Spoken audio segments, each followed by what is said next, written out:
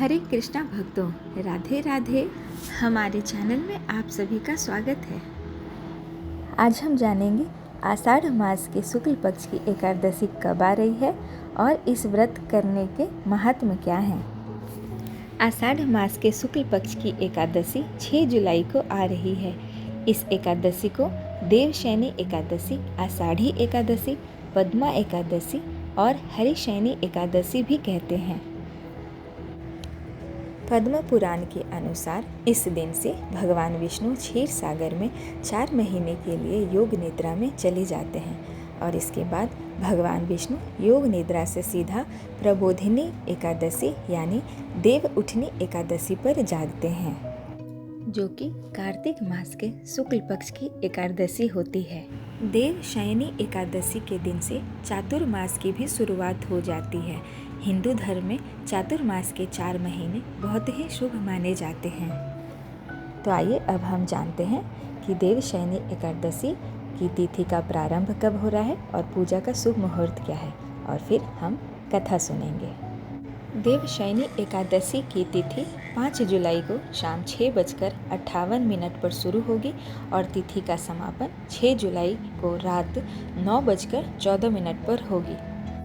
इसलिए उदय तिथि के अनुसार एकादशी का व्रत 6 जुलाई को किया जाएगा और देवशयनी एकादशी के व्रत का पारण 7 जुलाई को सुबह 5:29 से लेकर 8:16 तक रहेगा। देवशयनी का व्रत का महात्म्य ये है कि ये व्रत करने से मनुष्यों के सभी पापों का नाश होता है और उन पर भगवान विष्णु की असीम कृपा बरसती रहती है।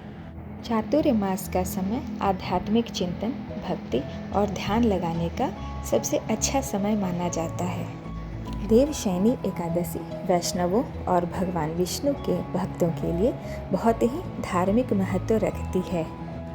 देवशयनी का व्रत का महात्म्य ये है कि ये व्रत करने से मनुष्यों के सभी पापों का नाश होता है और उन पर भगवान विष्णु की असीम कृपा बरसती रहती है। देवशयनी एकादशी के दिन सभी भक्तों को सुबह ब्रह्म मुहूर्त में उठकर स्नान आदि कर और पूजा का व्रत का संकल्प करके भगवान विष्णु, लक्ष्मी माता जी, राधे कृष्णा की पूजा अर्चना करनी चाहिए। इस दिन व्रत के दौरान सभी भक्तों को विष्णु सहस्त्र नाम का पाठ करना चाहिए, राधा कृपा कटाक्ष स्तोत्र का पाठ और श्रवण करना चाहिए, हरे कृष्णा महामंत्र का जाप करना चाहिए और ज़्यादा से ज़्यादा संख्या में हमें भगवान नाम का जाप करना चाहिए, उनके मंत्रों का जाप आदि करना चाहिए। तो आइए अब हम सब देवशयनी एकादशी व्रत की कथा का श्रवण करते हैं।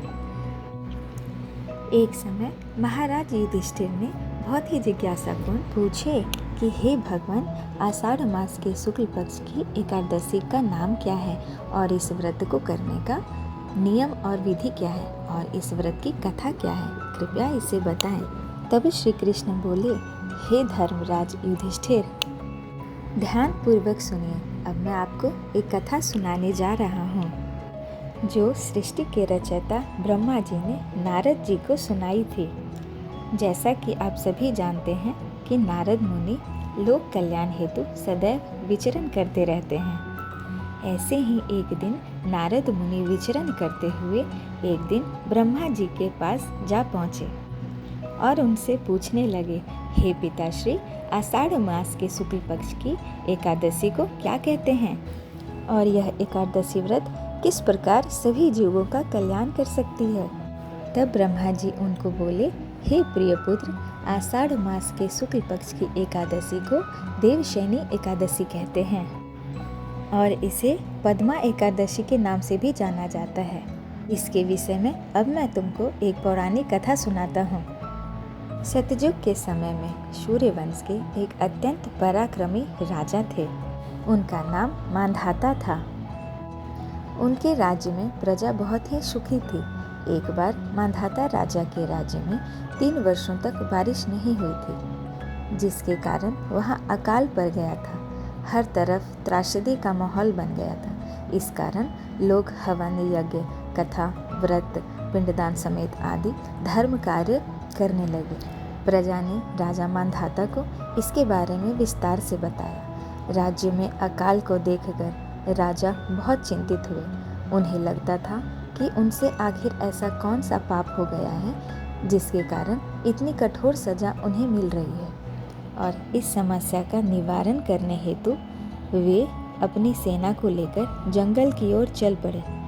इस दौरान वह लोग ब्रह्मा जी के पुत्र अंगिरा ऋषि के आश्रम में जा पहुँचे। ऋषिवर ने राजा को अपने आश्रम में देखकर उनका स्वागत किया और उनसे वहाँ उनके आश्रम में आने का कारण भी पूछा।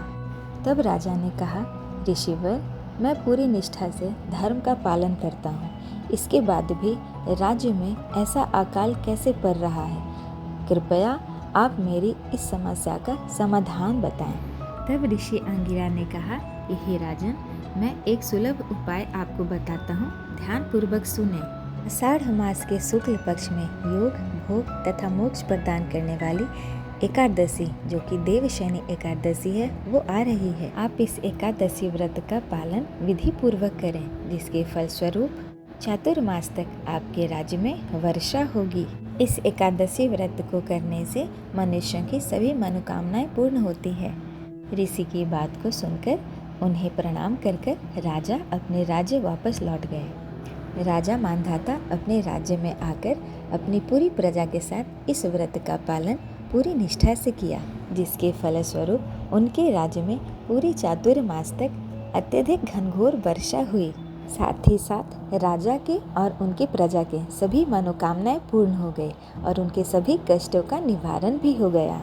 इस कथा का समापन करते हुए ब्रह्मा जी ने नारद मुनि से कहा, हे पुत्र, यह व्रत सभी मनुष्यों के मनोकामनाओं को पूर्ण करने वाला है और उनके सभी कष्टों का निवारण करने वाला है।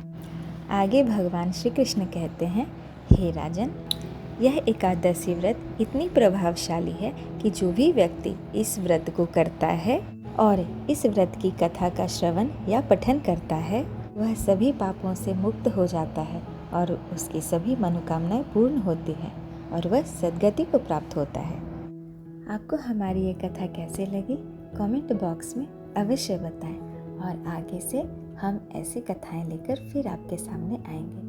अगर हमारी कथा आपको अच्छी लगी हो तो कृपया लाइक, शेयर एंड सब्सक्राइब करें हमारे चैनल को। और अगर मुझसे कुछ त्रुटि हो गई हो तो उसके लिए क्षमा करें एंड आगे से मुझे आप लोग सजेशन भी दें कि मुझे और क्या सुधार करनी चाहिए। धन्यवाद।